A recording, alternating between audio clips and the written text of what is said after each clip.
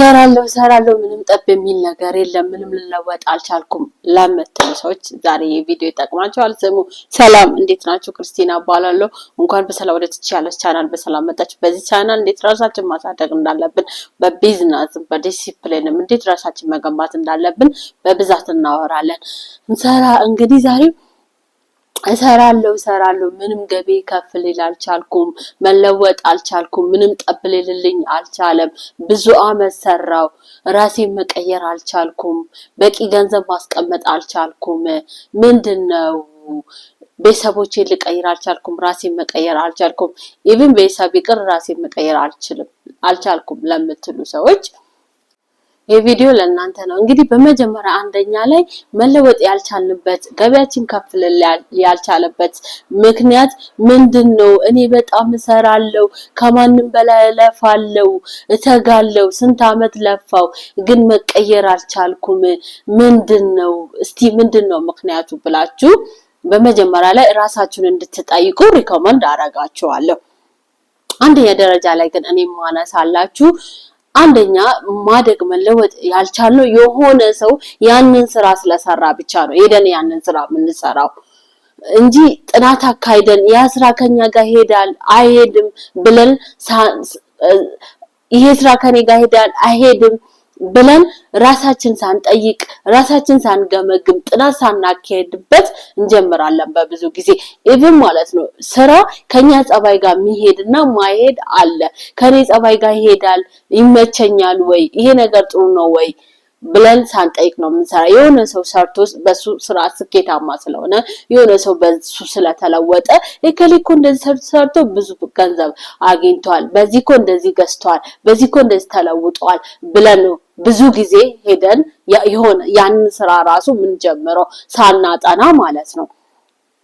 ዛሬ ላይ ሪኮመንድ ማረጋችሁ የሆነ ስራ ሳትጀምሩ በፊት እየሰራችሁ ያላችሁ ካላችሁ ጥናት ያንን ስራ ላይ ታካይዳላችሁ ለምን ማደግ እንዳልቻላችሁ ማለት ነው። ከዛ ምን እንደሆነ ቁጭ ብላችሁ ታስቡ ይመጣላችኋል። ሁለተኛው የሆነ ስራ ሰርተን ከስረን ከገበያ ስንወጣ ተመልሰን ወደዛ ስራ ስንመጣ ስንመለስ ጥናት አናካይድም ደንበኛ ምን ይፈልጋል ምን አይፈልግም ብለን የከስተመራችንን ጥናት አናካይድም በቃ ዝም ብለን በደፈናው ቦታው ነው ወይ አገሩ ነው ወይ በሆነ ነገር እናሳብብና የሆነ ቦታ ቀይረን ያንኑ ስራ እንጀምራለን። ያንኑ ስራ ስንጀምር ደግሞ እዛው ላይ ነው መለወጥ የለም።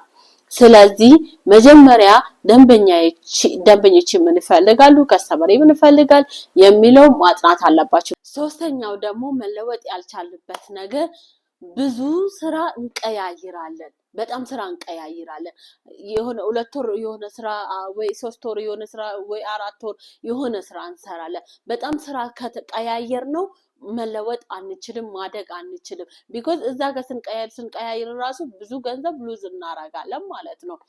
ስራ መቀያየር እንዳናደግ ገበያችንም ከፍ እንዳይል ያረጋናል ማለት ነው ያላይ ያረጋናል እና እኔ ከራሴ ኤክስፒሪየንስ ተነስቼ ልንገራችሁ እኔ ኢትዮጵያ ያለው አንድ ጊዜ ጸጉር ቤት ጀመርኩ ከዛ ምግብ ቤት ጀመርኩ ከዛ ሻቀሱ ከዛ ቡና ሻይ ጀመርኩ ከዛ ማደግ አልቻልኩም ስራ ስቀያይር ማደግ አልቻልኩም ከዛ ቁጭ ብዬ ለምንድነው እኔ ላፋለው ተጋለው ታታሪ ሰራተኛ ነኝ ለምንድነው ማደግ አልቻልኩ ብዬ ራሴ መጠየቅ ጀመርኩ ወደ ራስ ተመልሼ ማለት ነው ወደ ራስ ተመልሼ ስጠይቀው ለካ ስራ ስለመቀያየር ነው አንድ ስራ ላይ ኮንሲስተንስ ሆኜ አልቆየውም እዛ ስራ ላይ ብዙ ስላልቆየው ያንን በቃ ወደ ስቀይረው ምንም መለወጥ አልቻልኩም ከዛ ራሴን ስጠይቅ ግን አገኘው መልሱ ማለት ነው በጣም ስራ ስለምቀያየር ነው ከዛ ቁጭ ብዬ አስቤ ህንጻ መሳሪያ ጀመርኩ ህንጻ መሳሪያ ቦታ አጥንቼ በስነ ስርዓት እሱን ስራ ላይ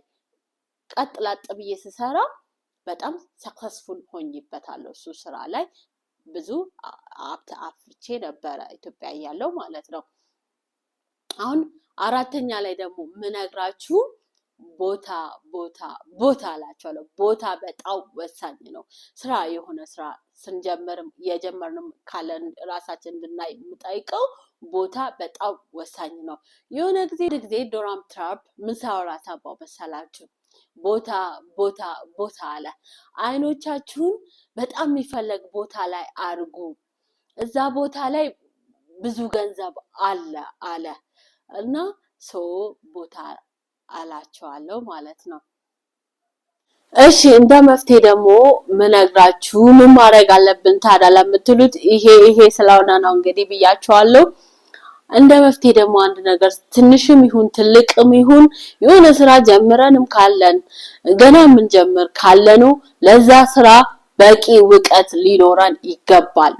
ዕውቀት ከሌለን ለዛ ስራ ኪሳራ ውስጥም ማደግም አንችልም። ገና ለምንጀምረው ዕውቀት ሊኖራችሁ ይገባል። ተስፋ ላይ ቪዲዮ እንደተጠቀማችሁ ላይክ ሰብስክራይብ ማድረግ እንዳትረሱ። ባይ